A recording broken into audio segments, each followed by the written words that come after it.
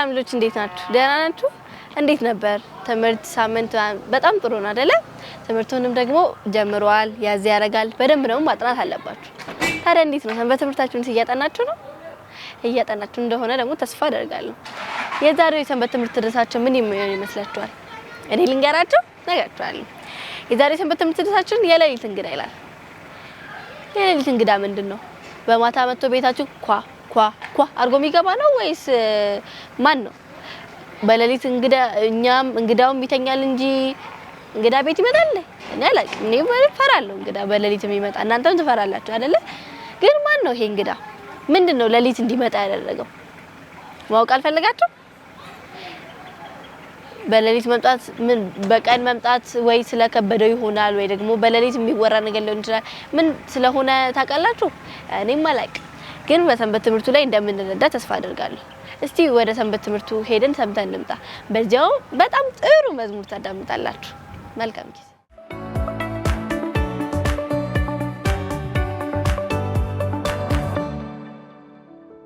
እንደምን አላችሁ ልጆች? ከህፃናት ሰንበት ትምህርት ክፍል የዛሬውን 5ኛውን ሰንበት ትምህርት ይዘንላችሁ መተናል። ርዕሱ የሚለው የሌሊት እንግዳ ይላል።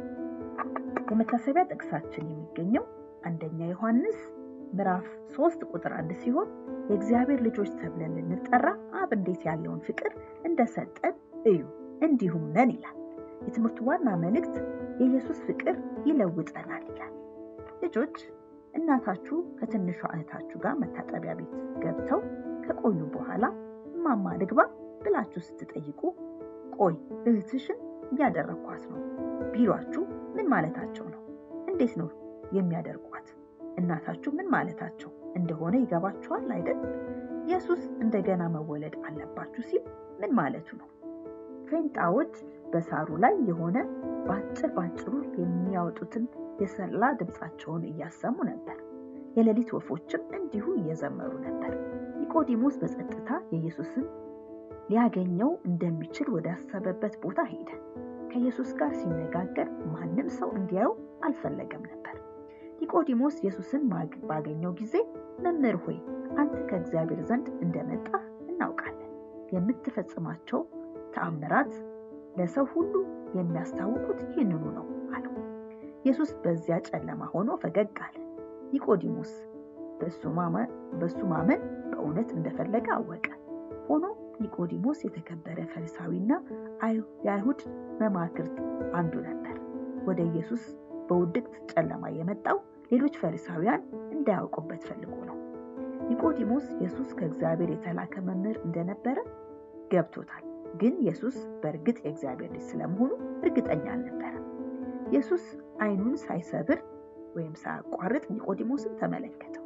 ኒቆዲሞስ ትልቅ ዋጋ ያላቸው ተአምራት አይደሉም እኮ። እንደገና ካልተወለድህ የእግዚአብሔር መንግስት ማየት አትችልም አለው። እንደገና መወለድ ምን ማለት ነው? ተመልሼ እናቴ ሆድ ውስጥ መግባት እችላለሁ? እኔ ትልቅ ሰው እኮ ነኝ በማለት አስተጋባ ኒቆዲሞስ። ልክ ነህ ወዳጄ ብሎ መለሰለት ኢየሱስ። ግን እኔ እየተናገርኩ ያለሁት ከሆድ ውስጥ ስለመውጣት አይደለም፣ በመንፈስ ስለመወለድ ነው እንደተናገርኩት ያለሁት። ኒቆዲሞስ እውነቱ ከእግዚአብሔር ቅዱስ መንፈስ እንደገና ካልተወለዳችሁ የእግዚአብሔር መንግስት አባል መሆን አትችሉ። አልገባኝም አለ ኒቆዲሞስ እያሰበ። እስቲ በአጭር ጊዜ ስለ ነፋስ አስብ ብሎ መለሰለት ኢየሱስ። ነፋስን ማየት አንችልም። ነፋስ ሲነፍስ የሚሆነውን ግን ማየት እንችላለን። መንፈስ ቅዱስ አንድ ሰው ህይወት ውስጥ ሲገባ የሚሆነው እንደዚሁ ነው። እዚያ ሰው ልብ ውስጥ አእምሮ ውስጥ ማየት አንችልም። ነገር ግን ህይወቱ ሲለወጥ አዲስ ሰው ሲሆን ከዛ የተነሳ በሆኑት ነገሮች ማየት እንችላለን። ህይወቱ ይቀየራልና። ኒቆዲሞስ ኢየሱስ እየተናገረ ስለነበረው ነገር እያሰላሰለ ጸጥታ ሰፈነ። ኒቆዲሞስ በአካላዊ ህይወትህ የተገኘው ከወላጅ ነው በማለት ኢየሱስ ንግግሩን ቀጠለ። ነገር ግን የሰው መንፈስ ህይወት የሚያገኘው ከመንፈስ ቅዱስ ነው። አንድ ሰው እግዚአብሔር ወደ ህይወት እንዲገባ ሲመርጥ ወይም ስትመርጥ ትክክል ያልነበረና ኃጢአተኛ የተሞላ አስተሳሰቡን እንዲለውጥ እግዚአብሔር ይረዳዋል። አዲስም አስተሳሰብ ይሰጠዋል። እንደገና መወለድ ማለት ይሄ ነው። ኒቆዲሞስ ለአንተ መልካም ዜና አለኝ። እግዚአብሔር ዓለምን እጅግ ስለሚወድ አንድ ብቻ የሆነውን ልጁን ዓለምን እንዲያድን ልኮታል። አንድ ሰው በእግዚአብሔር ሲያምን ወይም ስታምን እግዚአብሔር ይህንን አዲስ ሕይወት ይሰጠዋል። ይህንን አዲስ ሕይወት ማግኘት እንደገና ተወለደ ማለት ነው። የዘላለም ሕይወት ስጦታን ያገኛል። ለአንተም የሚሆነው እንዲሁ ነው። በዚያ ሌሊት ኒቆዲሞስ ሰዎች ሁሉ ማወቅ የሚገባቸውን ነገር አወቀ። ኢየሱስ እጅግ ይወደናል። አሁኑኑ እንኳን ደስ የማይልና ኃጢአተኛ የተሞሉ የሆኑትን ልባችንን እና ሕይወታችንን ወስዶ አዲስ ልብና አዲስ ሕይወት ሊሰጠን ዝግጁ ነው። ታዲያ ዛሬ እናንተ ይህንን አዲስ ልብና አዲስ ንጹሕ የሆነ አስተሳሰብ እንዲሰጣችሁ ትፈቅዳላችሁ? እንደገና መወለድስ ፈቃደኛ ናችሁ? እሱ ሊሰጣችሁ የሚፈልገውን የዘላለም ሕይወት ስጦታ ለመቀበል ፈቃደኛ ናችሁ? ከፈቀዳችሁ ኢየሱስ እንዲህ ልትሉ ትችላላችሁ። ውድ ኢየሱስ ሆይ ስለምትወደኝ አመሰግናለሁ። ሕይወቴን ደስ የማይልና ኃጢአተኛ የተሞላ ቢሆንም አሁኑኑ ሕይወቴን ልሰጥ እፈልጋለሁ። በምትኩ አዲስንና ንጹሕ ልብን አስተሳሰብንም እንድትሰጥ እለምንሃለሁ። ሕይወቴን የአንተ ሕይወት እጅግ የመሰለ አድርገህ ቀይርልኝ። የዘላለም ሕይወት ስጦታ ስለሰጠኸኝ አመሰግናለሁ። ኢየሱስ እወድሃለሁ። አሜን።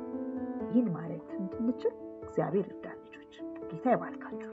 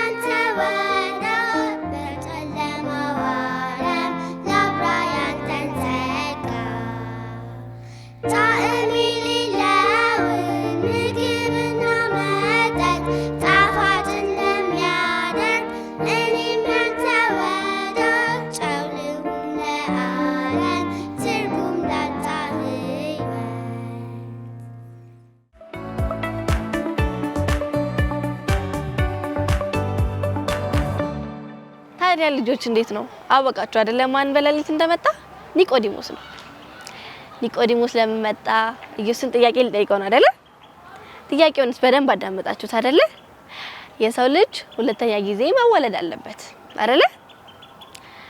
ታሪኩን እንዲሁም ሰንበት ትምህርቱን እኔ በጣም ነው የወደድኩት። መዝሙሩንስ እንዴት ነው ወደዳችሁት አይደለ? በጣም ነው ደስ የሚለው። እናንተም ተለማመዱት፣ ክላስ ትዘምሩታላችሁ፣ ለቤተሰባችሁም ትዘምሩታላችሁ።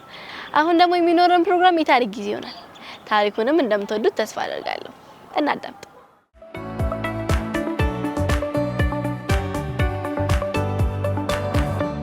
ሰላም ልጆች፣ እንዴት ናችሁ? ሳምንታችሁ እንዴት ነበረ? የኔ ሳምንት በጣም ቆንጆ ነበር። ትምህርትስ ቆንጆ ነበር? ጥናታችሁን በደንብ አጠናችሁ? ቤተሰቦቻችሁንስ በስራ አገዛችሁ? መልካም።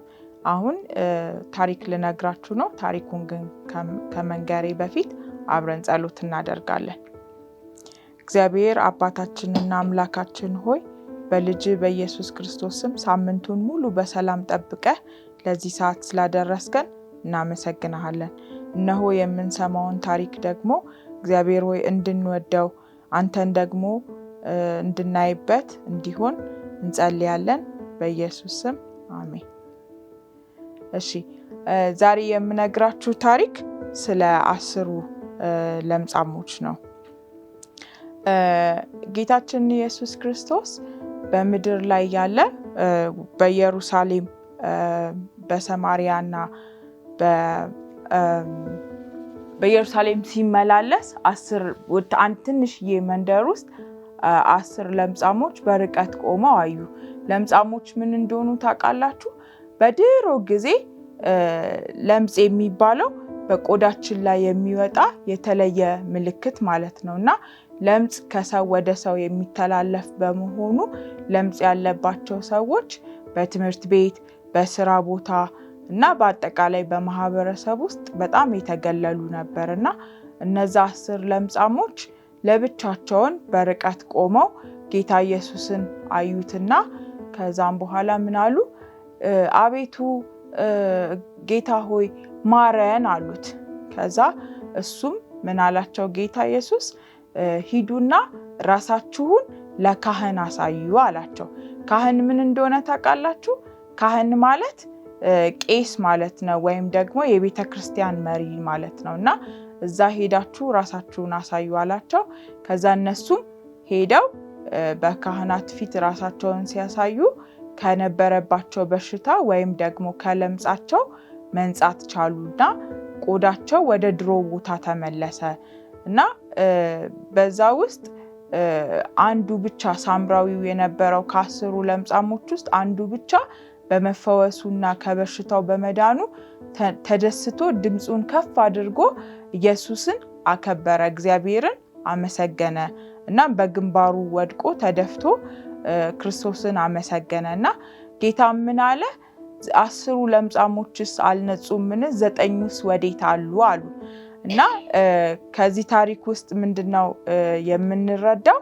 በሚደረግልን ነገር ሁሉ አመስጋኝ መሆን መቻል እንዳለብን።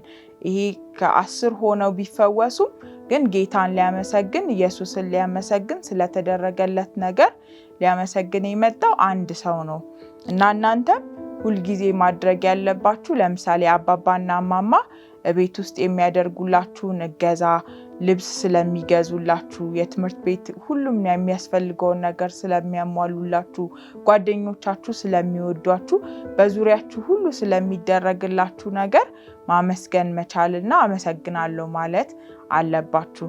ከዛ ውጪ ደግሞ ከሳምንት ሳምንት ጤናችንን የሚጠብቀን የሚወደን የሚራራልን ደግሞ እግዚአብሔርን ሁሌ ማመስገን አትርሱ። ስላዳመጣችሁኝ በጣም አመሰግናለሁ። ጌታ ይባርካችሁ።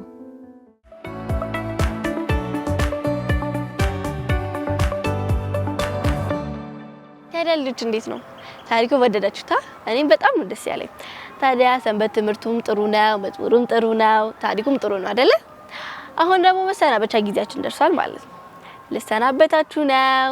ነገር ግን በዚህ ፕሮግራም ላይ መሳተፍ፣ ሀሳብ መስጠት እንዲሁም ደግሞ አስተያየት ያላችሁ ሰዎች ከታች በሚገኘው ቁጥርና አድራሻ ላይ አስተያየታችሁን መስጠት ትችላላችሁ፣ ደውላችሁ መሳተፍ ትችላላችሁ። እስካሁን የነበረን ቆይታ ይሄንን ይመስላል። አሁን ደግሞ መሰናበቻችን ጊዜ ደርሷል ማለት ነው። እስከሚመጣው ሳምንት ጊዜ መልካም ጊዜ